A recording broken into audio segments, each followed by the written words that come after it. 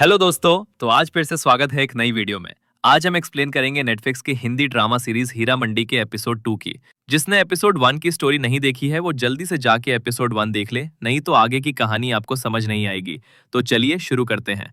Episode 2 में 25 साल पहले की कहानी दिखाई जाती है, जहां पहले सीन में हमें रिहाना और मलिका एक साथ बैठे हुए मिलते हैं और वे आपस में बातें कर रही होती हैं। रिहाना को पता चल जाता है कि मलिका उसके साहब के साथ चक्कर चला रही है और मलिका का जो बेटा था वो भी खान बहादुर साहब का ही था। रिहाना मलिका से कहती है, मैं तुम्हें ऐसे मर्दों को बेचूंगी जो तुम्हें सोने नहीं देंगे। ये बात सुनकर मलिका को बहुत गुस्सा आता है। वो तकिया लेकर रिहाना के मुंह पर रख देती है, जिससे रिहाना की मौत हो जाती है। तभी वहां खान बहादुर साहब आ जाते हैं और दोनों रिहाना की बॉडी को एक झूमर से लटका देते हैं ताकि ये सुसाइड लगे। ये सब होते हुए रिहाना की बेटी फरीदान देख लेती है। अगले सीन में मलिका जेल में बैठी होती है और खान बहादुर साहब उसे छुड़ाने के लिए जेल में आते हैं। खान बहादुर साहब जेलर को बहुत सारे रुपए देते हैं और जेलर रिहाना के मर्डर केस की फाइल खान बहादुर को दे देता है और मलिका को आजादी मिल जाती है। अगले सीन में सभी तवायफे मिलकर रिहाना की बरसी के लिए दुआ मांगने जाती है। मलिका जान रिहाना की तस्वीर के सामने खड़ी होकर रिहाना को बद्दुआ देती है।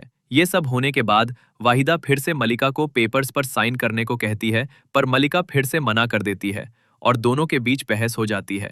अगले सीन में तजदार आलम के रुमाल को लेकर एक परफ्यूम की दुकान में जाता है। दुकानदार को वो रुमाल दिखाकर पूछता है कि ये किसका है।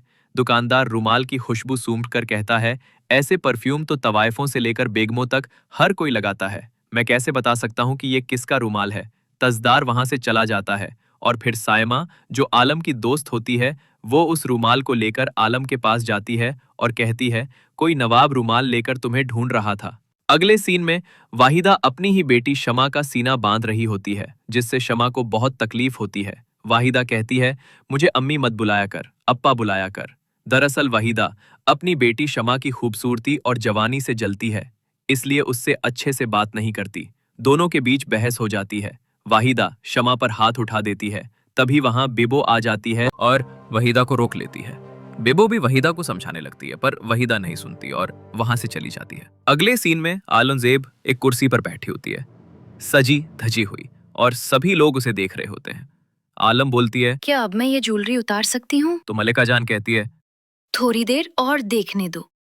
अब ये ज्वेलरी तुम्हारी नथ उतराई के दिन ही पहनाई जाएगी।